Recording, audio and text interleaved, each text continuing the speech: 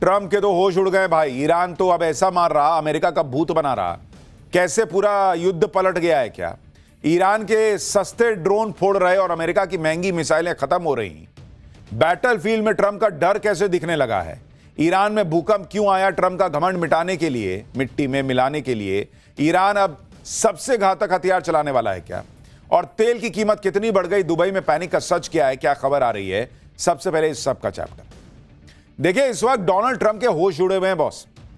Iran पर Trump ने यह सोचकर हमला किया था, खामनेई को मार देंगे, सारा मामला खत्म हो जाएगा, ईरान 2 दिन में जो है वो घुटनों पर आ जाएगा। ये ट्रंप ने सोचा था।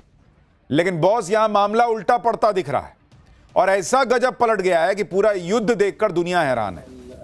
ईरान खुद तो तबाह हो रहा है, लेकिन तबाह होने के साथ साथ उसने अमेरिका का भूत बनाकर छोड़ दिया है। गल्फ में कोई ऐसा देश नहीं छोड़ा है ईरान ने जहां पर ईरान ने अमेरिकी सैन्य अड्डों पर अटैक न किया। हर जगह पर अमेरिका का धुआं धुआं करके छोड़ दिया ईरान ने। अमेरिका की हालत यह हो गई है कि जो ट्रंप खुद को दुनिया में सबसे ताकतवर नेता समझते हैं, उनका अमेरिका हाथ खड़े कर रहा है कि मैं अपने नागरिकों को अभी नहीं बचा पाऊंगा। अमेरिका ने अपने नागरिकों से कह दिया है कि जहां हो वहां से खुद निकल पाओ तो निकल जाओ, कोई हम बचाने नहीं आ पाएंगे। शुरुआत में तो ट्रंप ने ईरान की लंका लगाई थी, खामनेई को मार दिया, ईरान पर ताबड़तोड़ बम गिराकर ट्रंप को लगा था कि ईरान कहां टिकेगा। ट्रंप इसी मुगालते में थे कि जैसे वो वेनेजुएला के राष्ट्रपति को उठा के ले आए थे और वेनेजुएला घुटने पे आ गया, वैसे ही ईरान में बस खामनेई को मारना है, उसके बाद ये तो एकदम लमलेट हो जाएंगे। लेकिन इस युद्ध में ईरान ने अपने जज्बे से ट्रंप और पूरी दुनिया को चौंका कर रख दिया। अब ट्रंप के सामने युद्ध का आउट ऑफ सिलेबस वाला सवाल आकर खड़ा हो गया है, क्योंकि ट्रंप और उसके अमेरिका ने प्लान बी पर काम ही नहीं किया था। ये इतना ओवर कॉन्फिडेंट थे कि इनको लगा हम तो कर ही देंगे 2 दिन में काम खत्म। लेकिन यहां मामला पड़ गया उल्टा। आज आपको दिखाऊंगा ईरान कैसे अमेरिका का भूत बना रहा है। ट्रंप और कंपनी को यह समझ में नहीं आ रहा कि इससे निपटना कैसे, क्योंकि सबको यही लग रहा था कि जब अमेरिका और इजराइल मिलकर ईरान को फोड़ेंगे तो ईरान क्या ही कर लेगा। दुनिया की सबसे ताकतवर आर्मी के आगे ईरान कैसे टिकेगा। लेकिन इतनी मार खाने के बाद भी ईरान लड़ रहा है। अमेरिका और इजरायली नहीं, उसके सहयोगियों को भी फोड़ रहा है। ईरान ने ट्रंप को अपनी मोज़ेक डिफेंस रणनीति से चौंका दिया है। अब यह मोज़ेक रणनीति क्या है ईरान की? कैसे बिना टॉप लीडरशिप के, बिना ऑर्डर के ईरान इस युद्ध को लंबा खींचने वाला है?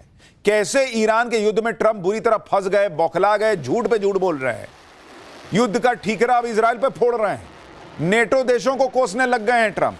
आज आपको सब दिखाऊंगा। साथ ही आपको बताऊंगा कि क्या ईरान के सामने ट्रंप के हथियारों का भंडार कम कर पड़ने वाला है।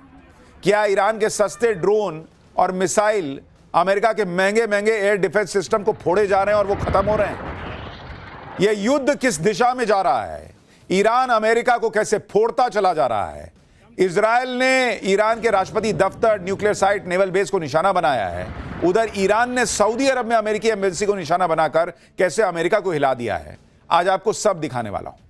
एक मोर्चा और कैसे खुल गया है। इजराइल अब ईरान के साथ साथ लेबनान पर भी चढ़ाई कर रहा है, वहां भी उसने अपनी सेना उतार दी है। ईरान युद्ध में अब क्या क्या हो रहा है और ईरान ने कैसे पूरा युद्ध पलट कर रखने के लिए रख दिया है, पूरा माहौल बदल रहा है। इस युद्ध के चौथे दिन की हर भीषण, हर डराने वाली तस्वीर से लेकर एक एक खबर आपको दिखाऊंगा। लेकिन पहले झलक देखिए ईरान किस तरह से अमेरिका को बल भर के मार रहा है। वो सबसे पहले आप देखिए कि ईरान ने आज ही नई मिसाइलें छोड़ी।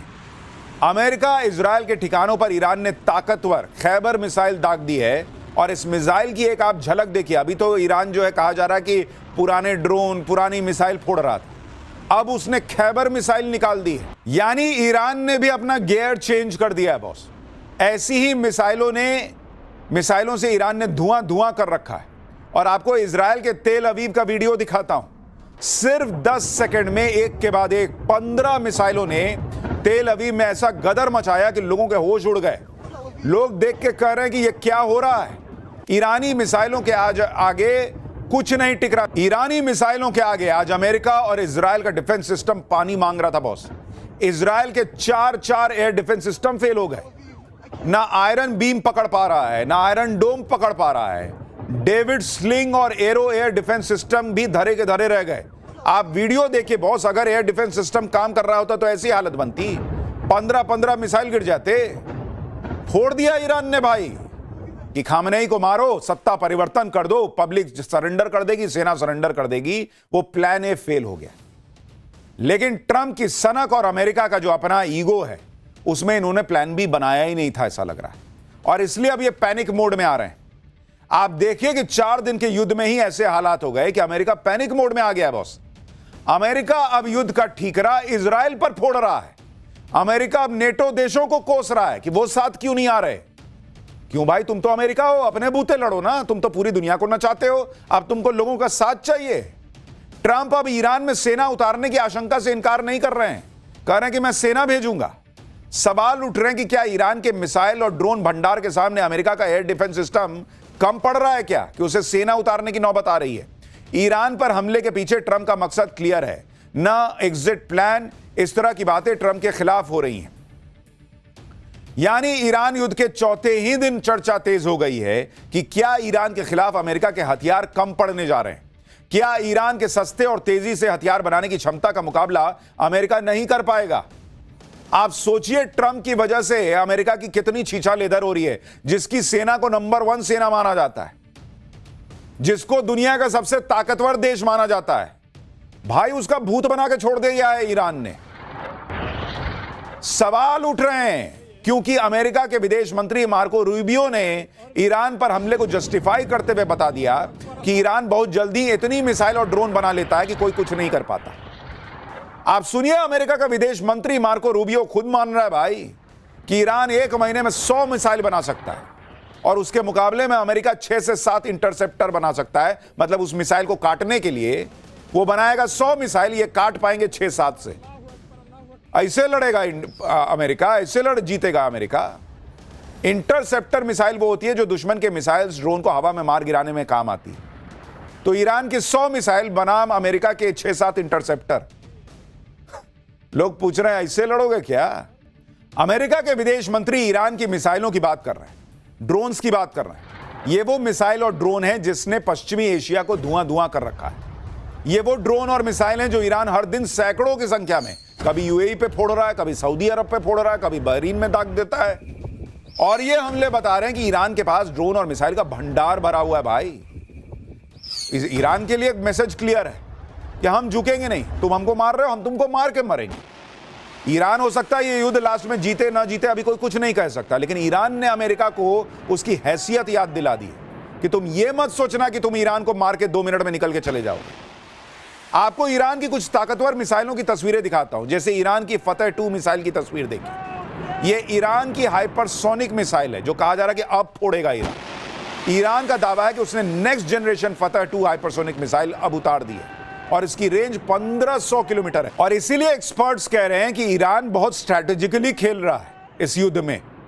वो पहले पुराने हथियार का इस्तेमाल करता रहा, मैसेज देता रहा कि भाई देखो मैं क्या कर सकता हूं, युद्ध रोकना है तो रोको, बताओ क्या करना है।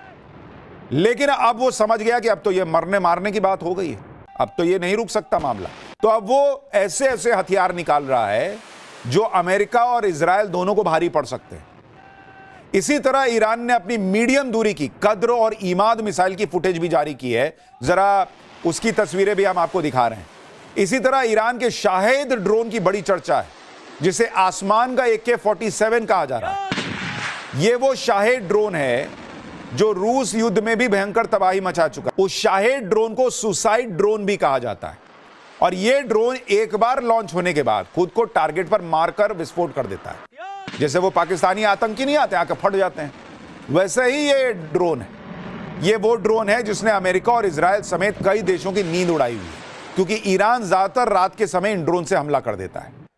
ईरान की मिसाइल और ड्रोन क्षमता पर अमेरिका के विदेश मंत्री मार्को रूबियो ने जो कहा है, उसके बाद ये सवाल उठ रहे हैं कि ईरान के सस्ते ड्रोन और मिसाइलों के आगे अमेरिका के महंगे महंगे एयर डिफेंस सिस्टम कब तक टिकेंगे, क्योंकि ईरान के एक ड्रोन को मारने के लिए अमेरिका को 10 गुना ज्यादा पैसा बहाना पड़ रहा है।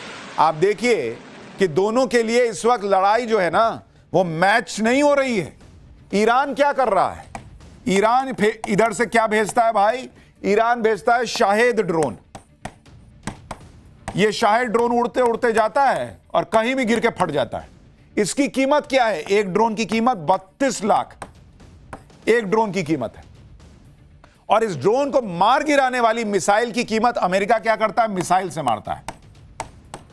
अमेरिका जिस मिसाइल से मारता है उस मिसाइल मारता है अमेरिका, उस मिसाइल की कीमत कितनी है बॉस? उस मिसाइल की कीमत है 5 करोड़ से लेकर 36 करोड़ रुपए। अब आप अंदाजा लगाइए कि ईरान ये लड़ाई कैसे लड़ रहा है। ईरान 32 लाख का ड्रोन भेजता है, उसको मारने के लिए अमेरिका को 5 करोड़ से लेकर 36 करोड़ रुपए तक खर्च करने पड़ते हैं। और अगर वो नहीं मार पाया तो फिर वो जो फटता है तो इतना नुकसान करता है कि उसकी अलग कॉस्टिंग है। दावा है कि ईरान के खिलाफ पहले ही दिन के युद्ध में अमेरिका का $779 मिलियन खर्च हो चुका है। $779 मिलियन शुरुआत में, यह करीब करीब 7,000 करोड़ रुपए का खर्चा है। दूसरी बात, ईरान की मिसाइल और ड्रोन प्रोडक्शन की क्षमता की भी है, क्योंकि अगर आप देखेंगे अलग अलग सोर्सेस से दावा है कि ईरान के पास शाहिद ड्रोन की जो फीट है वो 80,000 से लेकर 1 लाख ड्रोन उसके पास है। अगर ईरान ने अपनी पूरी ताकत लगाई तो वो हर दिन 2,500 ड्रोन हमला करने की क्षमता रखता है, हर दिन 2,500। जबकि एक्सपर्ट कह रहे हैं कि ईरान को ड्रोन और मिसाइलें गिराने के लिए जो इंटरसेप्टर चाहिए उसकी सप्लाई पहले ही सीमित है। जब पिछले साल ईरान पर हमला किया गया था तो 12 दिनों की जंग में अमेरिका ने इजराइल को बचाने के लिए 150 थर्ड इंटरसेप्टर का इस्तेमाल किया था, जो कुल स्टॉक का करीब 25% है। इसमें एक थर्ड इंटरसेप्टर की कीमत करीब $15 मिलियन है। इसके स्टॉक को भरने में करीब 3 से 8 साल लग सकते हैं। इसलिए अब एक्सपर्ट ये बातें कर रहे हैं कि कहीं ऐसा ना हो कि ईरान की मिसाइलें खत्म हो, उससे पहले अमेरिका और उसके साथी देशों के पास जो इंटरसेप्टर मिसाइल होती है ड्रोन और मिसाइल को फोड़ने के लिए, वही खत्म हो जाए। ऐसी भी खबरें हैं कि अमेरिका दूसरे देशों में तैनात अपने एयर डिफेंस सिस्टम को मिडिल ईस्ट में मूव करने पर विचार कर रहा है। हालांकि अमेरिका और इजराइल मिसाइल लॉन्च करने वाले ठिकानों और भंडारण स्थानों को ढूंढकर नष्ट करने की भी कोशिश कर रहे हैं। इधर ईरान का दावा है कि वो जहां अटैक कर रहे हैं वहां कोई मिसाइल का भंडार ही नहीं है। वो कह रहे फोड़ लो, वहां कुछ है ही नहीं है। वो कह रहा है कि हमने तो पहले ही ठिकाने बदल दिए। यानी ये लड़ाई और इंटेंस होती जा रही है, ये लड़ाई और लंबी खिंचेगी, इसके पूरे आसार लग रहे हैं, जो पूरी दुनिया के लिए तबाही लेकर आ सकता है। सस्ते ड्रोन और खतरनाक मिसाइल की ताकत के दम पर ईरान ने तबाही मचा रखी है। कोई सुरक्षा कवच इनको नहीं रोक पा रहा। आपको इजराइल के तेल अवीव का एक और वीडियो दिखाता हूं, जहां पर ईरान ने हमला किया। तेल अवीव में यह धमाका उस वक्त हुआ जब एक चीनी मजदूर हाई राइज बिल्डिंग के ऊपर एक लोहे के गार्डर पर बैठकर बेचारा काम कर रहा था, वो वहीं फंस गया। अब वो नीचे उतरे तो उतरे कैसे? नीचे धुआं धुआं हो रखा, ऊपर से कूदेगा बेचारा है नहीं, उसके हाथ पांव कांपने लगे। दूसरी तस्वीर देखिए, उसमें तो कई कारें जलती हुई दिखाई दे रही हैं। इन कारों का यह हाल है कि तेल अवीव में ईरानी मिसाइलों के फटने से इनकी धज्जियां उड़ गई हैं। ये तस्वीरें इस बात की कहानी बता रही हैं कि युद्ध जो है वो दोनों तरफ भयंकर नुकसान पहुंचा रहा है। ईरान जो है वो सिर्फ मार खा नहीं रहा, वो मार भी रहा है। और कल भी हमने आपको बताया था कि मिडिल ईस्ट के देशों पर ईरान का टारगेट वो एनर्जी सोर्सेज हैं जिनके भरोसे अमेरिका बैठा हुआ है। आज ईरान ने यूएई के फुजैरा पोर्ट पर उस तेल डिपो को निशाना बनाया जिसे दुनिया के अहम ऑयल स्टोरेज में से एक माना जाता है। देख रहे हैं, भयंकर आग धधकी हुई है। धमाके के बाद तेल डिपो में भयानक आग की लपटें निकल रही थी। यानी ईरान स्ट्रैटेजिकली हर उस जगह नुकसान पहुंचा रहा है जिससे दुनिया को दर्द महसूस हो, ताकि दुनिया इस युद्ध के बीच में आए। जबकि कल ईरान ने सऊदी अरब की सबसे बड़ी तेल रिफाइनरी रास तानूरा पर हमला किया था, जिसके बाद सऊदी अरब ने रिफाइनरी को ही बंद कर दिया। ईरान अपनी हाइपरसोनिक मिसाइलें भी इस्तेमाल कर रहा है। ऐसी ही एक हाइपरसोनिक मिसाइल फतेह 2 ने तहलका मचाया हुआ है। आपको इसी मिसाइल के अटैक का वीडियो दिखाता हूं। यह वीडियो गल्फ के किसी एयरपोर्ट के रनवे का है। बिजली की रफ्तार से एक मिसाइल पलक झपकते गुजर जाती है, जिसके बाद वहां धुआं और धमाके के अलावा कुछ नहीं दिखता। दावा किया जा रहा कि ईरान की फतेह 2 हाइपरसोनिक मिसाइल है। और जरा इस वीडियो में इसकी रफ्तार देखिए। ईरान के ड्रोन मिडिल ईस्ट में तबाही का दूसरा नाम बनते जा रहे हैं। दुबई में ईरान का शाहिद ड्रोन सनसनाते हुए एक ऊंची बिल्डिंग में घुस गया। आप देखिए, तस्वीर देखिए, जिसके बाद कितना भयंकर धमाका हुआ है। आप उसकी तस्वीर देखिए, क्योंकि अच्छा खासा विस्फोटक ले जा सकता है। दावा किया जा रहा है कि यह ईरान का वही शाहेद 136 ड्रोन है जिसका इस्तेमाल रूस भी यूक्रेन में करता है। और इस एक छोटे से ड्रोन की ताकत देखिए आप सोचिए जो लोग हैं उनकी क्या हालत हो जा रही है। पहले भाई वीडियो बना रहा था कि वो देखो ड्रोन जा रहा है, जब उसका धमाका हुआ और भयंकर विस्फोट हुआ तो अल्लाह अकबर मुंह से निकल गया, भाई भाग गया वहां से। ये ईरान ने कर रखा है, छोटे छोटे ड्रोन से बड़े बड़े धमाके करके बड़े बड़े मैसेज दे रहा है। मिडिल ईस्ट में अमेरिका का कोई सैन्य अड्डा सुरक्षित नहीं लग रहा बॉस। ईरानी मिसाइलें अमेरिकी ठिकानों पर कहर बनकर बरस रही हैं। यह तस्वीर इराक के एरबिल शहर की है। यहां ईरानी मिसाइल फटी तो इतना भयानक धमाका हुआ कि पूरा शहर कांप गया कहा जा रहा है। और आप इस युद्ध की हर तस्वीर जो आप देख रहे हैं ना, चाहे वो ईरान में धमाके हो रहे हों, चाहे वो तेल अवीव में इजराइल में हो रहे हो या अमेरिका के बेसिस पर हो रहे हो, एक चीज जरूर याद रखिएगा कि भारतीय सेना के शौर्य को सलाम ठोकते चलिएगा बॉस, जिन्होंने ऑपरेशन सिंदूर में एक ड्रोन अंदर घुसकर जो है भारत के बड़े या किसी भी शहर में नुकसान पहुंचाने नहीं दिया था। पाकिस्तान कूक के रह गया, पूरा ताकत लगा के रह गया, लेकिन भारतीय सेना ने उन ड्रोन्स का भूत बना के छोड़ दिया था। यह है अपनी सेना का शौर्य, जो अमेरिकी नहीं कर पा रहे, जो इजरायली नहीं कर पा रहे, वो अपनी सेना ने करके दिखाया था। ईरानी मिसाइलें मिडिल ईस्ट के देशों में अमेरिकी सैन्य अड्डों और दूतावासों पर कहर बरपा रही। सभी खाड़ी देश बाप बाप कर रहे हैं। ईरान ने सऊदी अरब की राजधानी रियाद में अमेरिकी दूतावास पर ड्रोन फोड़ दिया।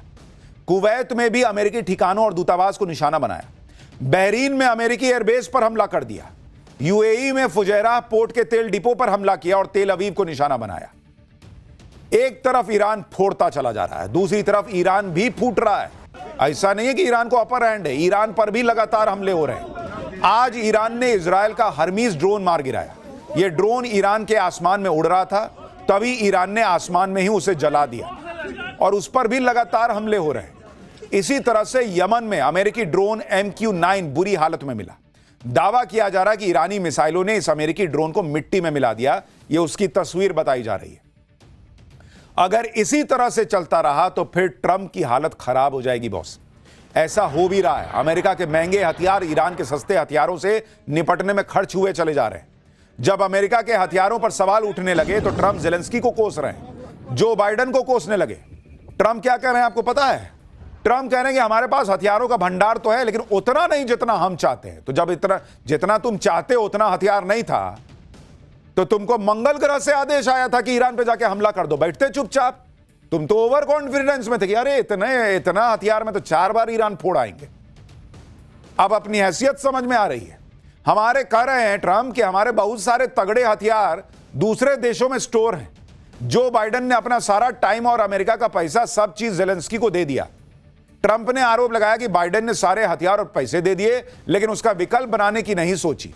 तो आप सोच लेते, आप तो मुनीर से तलवे चटवाने में बिजी थे। आपको तो रेयर अर्थ मटेरियल की डील करनी थी। मुनीर वहां पर सेल्समैन बनकर दिखा रहा था।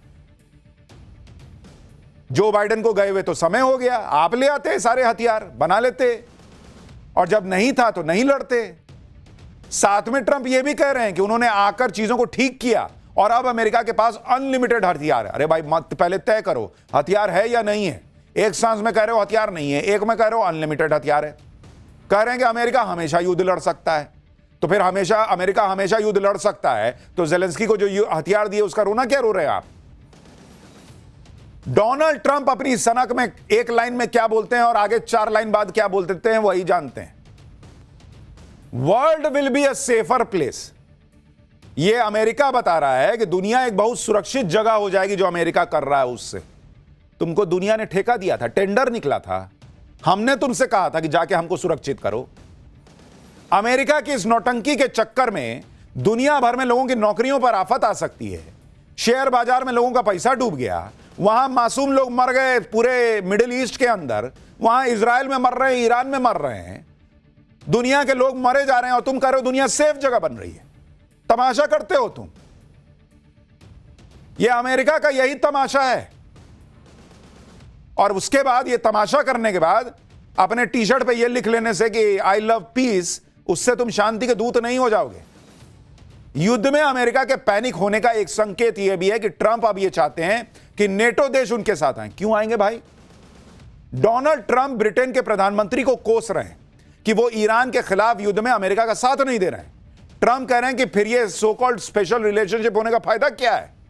क्यों भाई, तुम तो अमेरिका हो, तुम तो भर दुनिया पे टैरिफ लगा देते हो, तुम दुनिया के चौधरी बने घूमते हो, तुमको दूसरों की क्या जरूरत है, लड़ो अकेले। दूसरी तरफ नेटो सेक्रेटरी जनरल ने अमेरिका और ईरान के हमले की तारीफ की, लेकिन साथ में कह दिया कि नेटो इसमें शामिल नहीं होगा। युद्ध को लेकर ट्रंप की रणनीति पर इसलिए सवाल उठ रहे हैं क्योंकि युद्ध कब खत्म होगा, ट्रंप प्रशासन के पास इसका कोई जवाब ही नहीं है। भयंकर कंफ्यूजन दिख रहा है। ट्रंप कह रहे हैं कि ईरान के खिलाफ पहले 4 से 5 हफ्तों के सैन्य अभियान का प्लान था, लेकिन यह लंबा चल सकता है। ट्रंप दावा कर रहे हैं कि जरूरत पड़ी तो ईरान में सेना उतार देंगे, जिसके बाद यह सवाल उठ रहे हैं कि क्या अफगानिस्तान की तरह ट्रंप ईरान में 20 साल लड़ेंगे क्या? यह भी सवाल उठ रहे हैं कि जो ट्रंप अफगानिस्तान में सेना उतारने के लिए पिछली सरकारों को कोसते थे, वो अब खुद ईरान में सेना उतारने की बात कर रहे हैं। सवाल उठ रहे हैं कि जो ट्रंप ये दावा करते थे कि उन्होंने तो अमेरिका को सबसे ताकतवर बना दिया, उस अमेरिका को ईरान को हराने के लिए जमीन पर सेना उतारने की जरूरत क्यों पड़ रही है? आप सोचिए, अभी 4 दिन के युद्ध में तेल की कीमतों में आग लग गई, दुनिया पैनिक मोड में है। अगर यह युद्ध लंबा चलेगा तो क्या ही होगा? युद्ध के लंबे खींचने का दूसरा मतलब यही है कि अमेरिका जितना ईरान को हल्के में ले रहा था, ईरान उससे कहीं ज्यादा आगे निकला। और ईरान ने यह सब कैसे किया? क्यों B-2 बॉम्बर और घातक मिसाइल फाइटर जेट से लैस अमेरिका को ईरान में सेना उतारने की जरूरत पड़ रही है, यह भी आपको आज आगे बताऊंगा। ईरान पर अमेरिका ने हमला क्यों किया, इसके पीछे का मकसद क्या है, इसे लेकर भी ट्रंप और उनकी सरकार घिर गए, क्योंकि इसे लेकर ट्रंप लगातार गोल पोस्ट चेंज कर रहे हैं। मैंने कहा ना, ट्रंप पैनिक में है बॉस।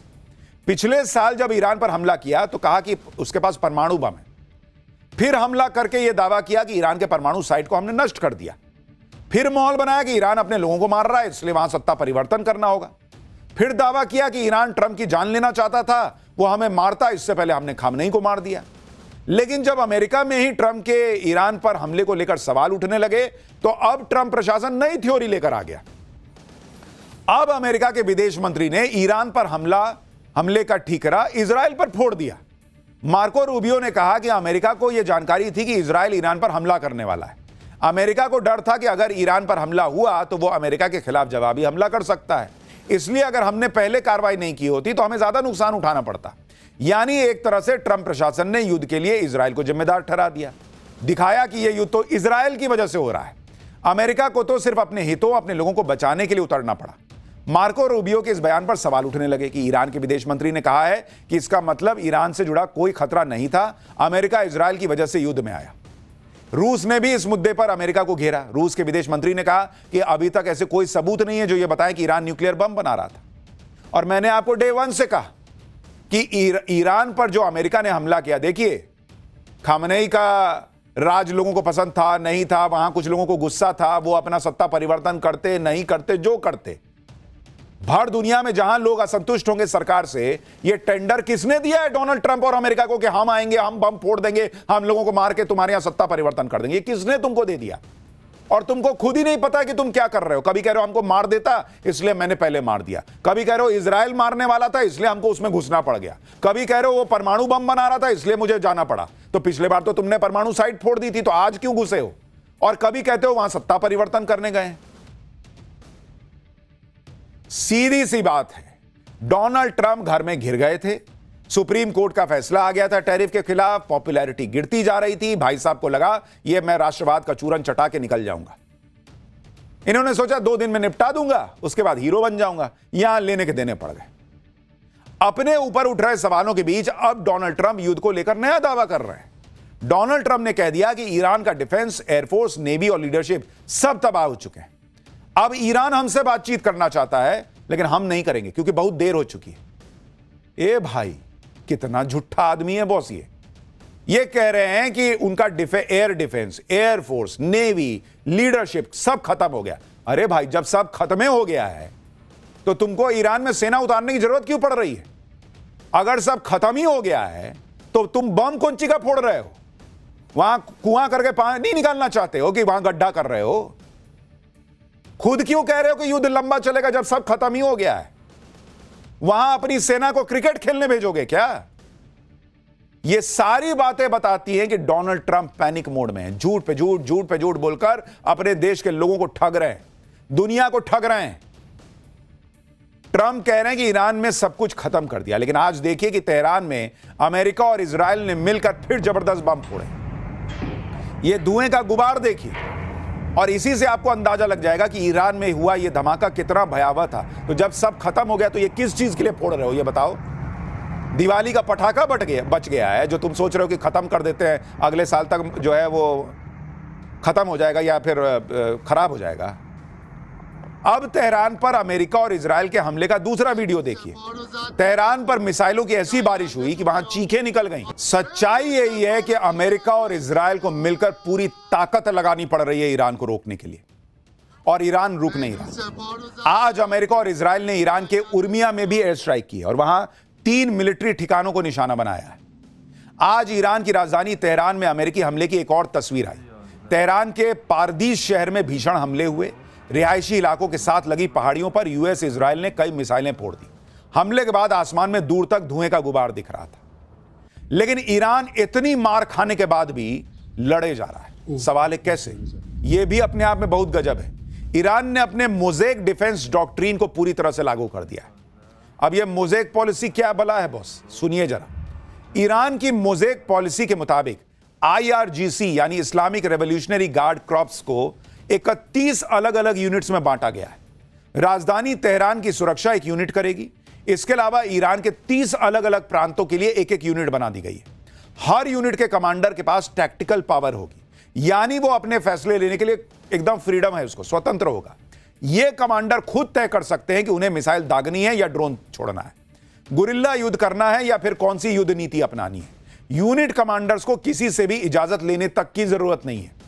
यानी ईरान एक देश के तौर पे तो लड़ रहा है, लेकिन उसकी 31 अलग अलग यूनिट लड़ रही हैं और सब अपने अपने हिसाब से स्ट्रैटेजी बनाकर फोड़ रही हैं। यानी अमेरिका एक ईरान से लड़ रहा था, ईरान ने अलग अलग 31 ईरान बना दिए। लड़ो, अब कैसे लड़ोगे? और शायद इसलिए ट्रंप कह रहे थे कि ईरान में सेना उतारने की जरूरत पड़ सकती है।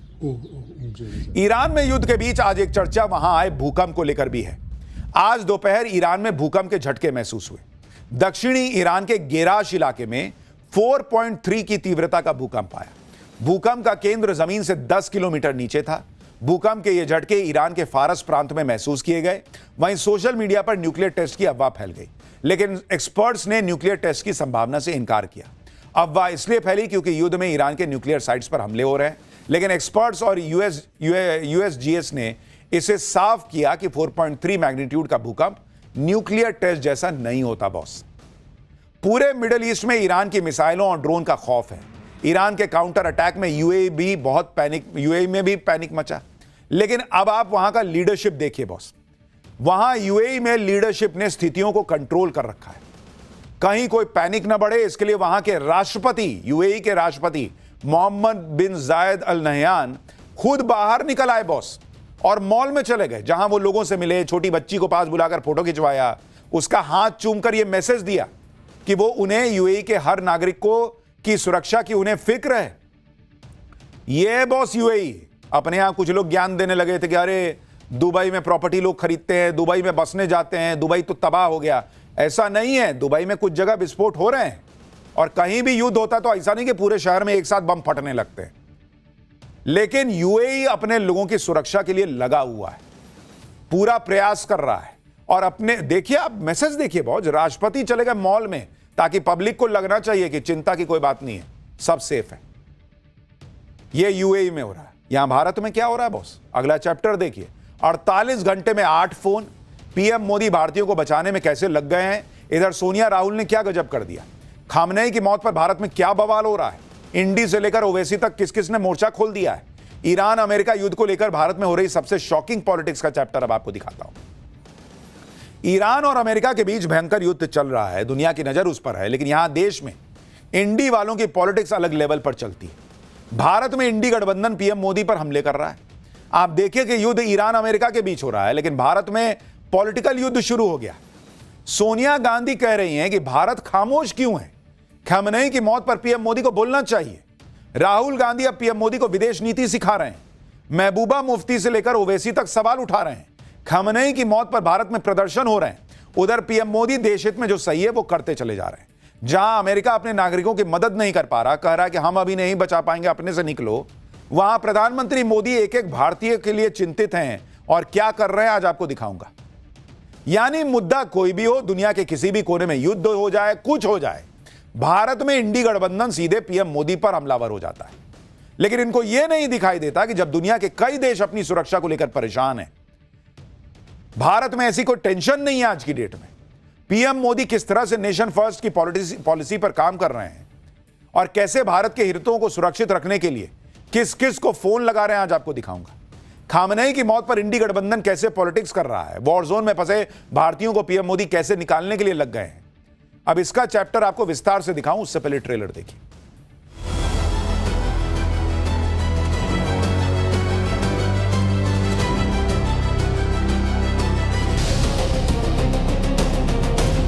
ईरान के लिए दो लफ्ज भी नहीं बोले गए आपके।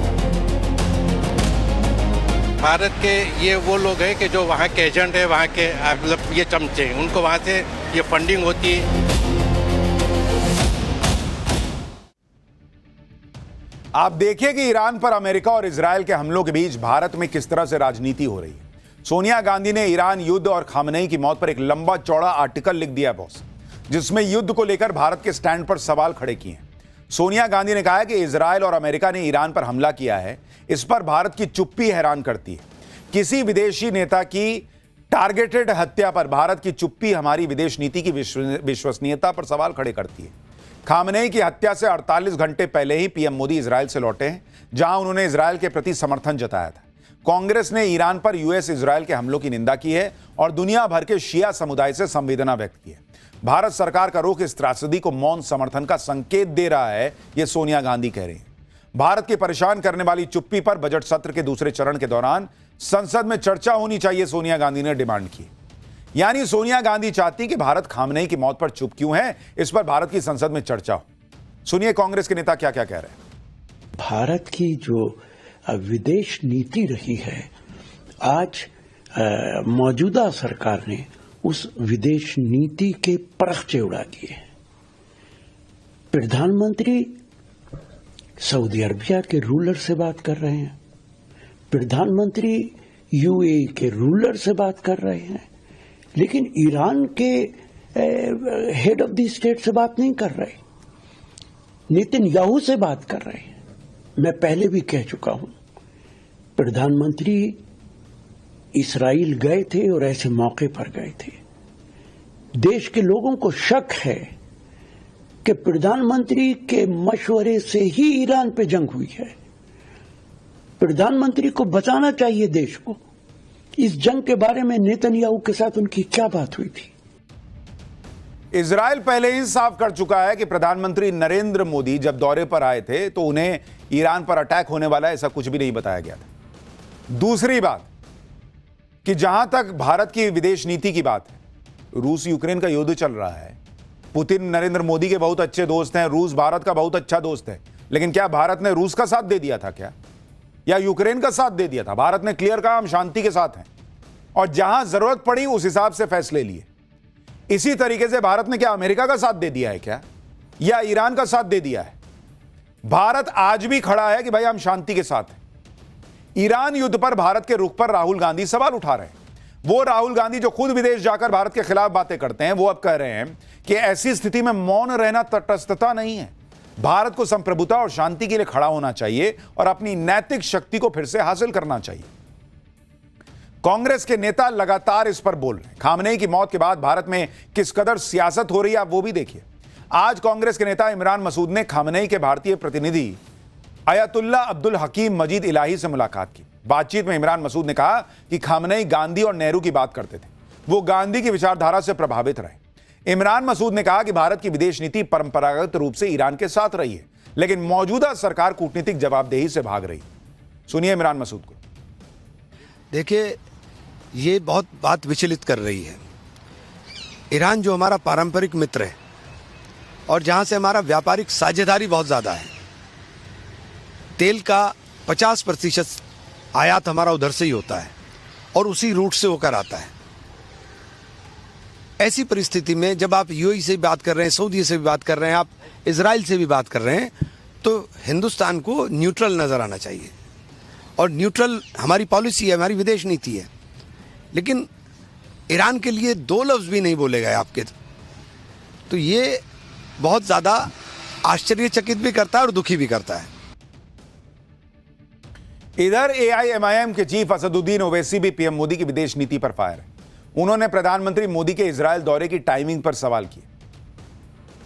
वजीर आजम को, प्रधानमंत्री को देश को बताना है कि क्या नेतन्याहू ने उनको ये बताया था कि इजराइल ईरान पर हमला करने वाला है, और अगर बताया था तो फिर वजीर आजम को चाहिए था कि वो फौरन, प्रधानमंत्री को चाहिए था कि फौरन अपना इजराइल का दौरा खत्म करके देश को वापस आ। देखिए, एक तरफ तो ये फुल पॉलिटिक्स चल रही है, दूसरी तरफ पीएम मोदी क्या कर रहे हैं, अब आपको उसके बारे में बताता हूं, क्योंकि उनकी प्राथमिकता सिर्फ पॉलिटिक्स नहीं है। उन्हें जो भारतीय नागरिक खाड़ी देशों में बड़ी संख्या में रहते हैं, जिसके बारे में मैंने कल आपको पाठशाला में बताया था, करीब 96 लाख 1 करोड़ भारतीय मिडिल ईस्ट में रहते हैं, और वो लोग भी इस युद्ध के बीच फंसे हुए हैं।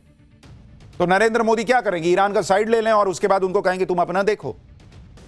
आप देखिए कि पिछले 48 घंटे में पीएम मोदी ने किस से बात की है।